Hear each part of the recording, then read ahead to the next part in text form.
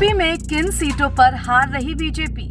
सपा कांग्रेस कहां दे रहे टक्कर? एग्जिट पोल ने दिए बड़े संकेत। उत्तर प्रदेश में हुए लोकसभा चुनाव को लेकर विभिन्न एजेंसियों के एग्जिट पोल सर्वे सामने आए हैं। इन आंकड़ों का औसत देखें तो बीजेपी 62 से 72 सीटों पर जीत दर्ज करती हुई नजर आ रही है। वहीं सपा के नेतृत्व में इंडिया गठबंधन 8 से 10 सीटों तक पहुंचने में कामयाब होता लग रहा है। तमाम एग्जिट पोल सर्वे के आंकड़े बीजेपी के नेतृत्व वाले एनडीए और विपक्षी दलों दोनों के लिए मिला जुला माहौल दिखा रहे हैं। लोकसभा चुनाव 2019 की बात करें तो भारतीय जनता पार्टी के नेतृत्व में एनडीए ने 64 सीटों पर उस वक्त जीत दर्ज की थी। वहीं सपा बसपा महागठबंधन 15 सीटों पर जीत दर्ज करने में कामयाब हुआ था। इसके अलावा कांग्रेस के खाते की बात करें तो सिर्फ एक सीट पर जीत पाई थी कांग्रेस। लेकिन इस बार कन्नौज, मैनपुरी, अमेठी, रायबरेली, फिरोजाबाद, आजमगढ़, संभल, जौनपुर, घोसी और गाजीपुर समेत 10 सीटों पर सपा कांग्रेस का गठबंधन बढ़ता हुआ नजर आ रहा है। वहीं 5 से 10 सीटों पर इंडिया गठबंधन एनडीए को कड़ी टक्कर देता हुआ भी लग रहा है।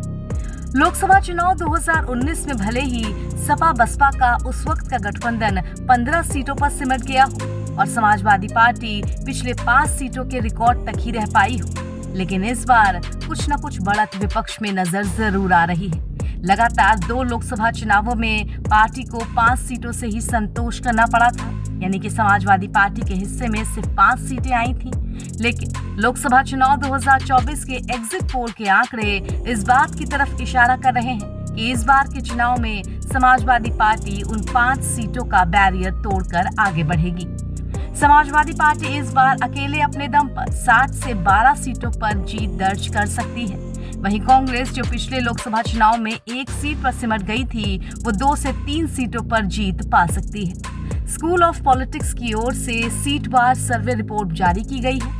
इसके तहत यूपी में समाजवादी पार्टी के मुखिया अखिलेश यादव कन्नौज से जीतते नजर आ रहे हैं। वहीं उनकी पत्नी और निवर्तमान सांसद डिम्पल यादव एक बार फिर मैनपुरी सीट पर कब्जा जमाती दिख रही हैं।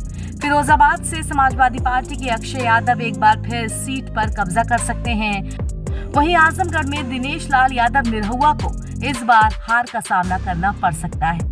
सपा के धर्मेंद्र यादव संसद तक पहुंच सकते हैं। इसके अलावा संभल सीट पर एक बार फिर सपा को बढ़त मिल सकती है। कांग्रेस के लिए भी इस बार स्थितियां कुछ बेहतर दिख रही हैं। कांग्रेस सांसद राहुल गांधी केरल की वायनाड सीट के अलावा उत्तर प्रदेश की रायबरेली लोकसभा सीट से भी चुनावी मैदान में है। एग्जिट पोल सर्वे के मुताबिक राहुल गांधी रायबरेली सीट पर जीत दर्ज कर सकते हैं। वहीं अमेठी में भी बीजेपी को झटका लगता दिख रहा है। बीजेपी उम्मीदवार केंद्रीय मंत्री स्मृति ईरानी को कांग्रेस के के.एल. शर्मा से हार झेलनी पड़ सकती है या फिर यहां मुकाबला टक्कर का हो सकता है। बीजेपी गठबंधन के तहत रालोद और अपना दल अपने अपने हिस्से की दोनों सीटों पर जीत दर्ज करते हुए दिखाई दे रहे हैं। सर्वे के तहत योगी सरकार में मंत्री ओम प्रकाश राजभर के बेटे अरविंद राजभर घोसी सीट पर हारते हुए दिख रहे हैं। वहीं जौनपुर से भी बीजेपी के कृपाशंकर सिंह को बाबू सिंह कुशवाहा के हाथों हार झेलनी पड़ सकती है। शिवपाल यादव के बेटे आदित्य यादव बदायूं से हार सकते हैं, तो गाजीपुर में अफजाल अंसारी एक बार फिर जीत दर्ज करते हुए नजर आ रहे हैं। तो अब करना होगा सिर्फ 2 और दिनों का इंतजार, जिसके बाद पता चलेगा कि किसके एग्जिट पोल में था कितना दम। एनडीटी ऑनलाइन की रिपोर्ट।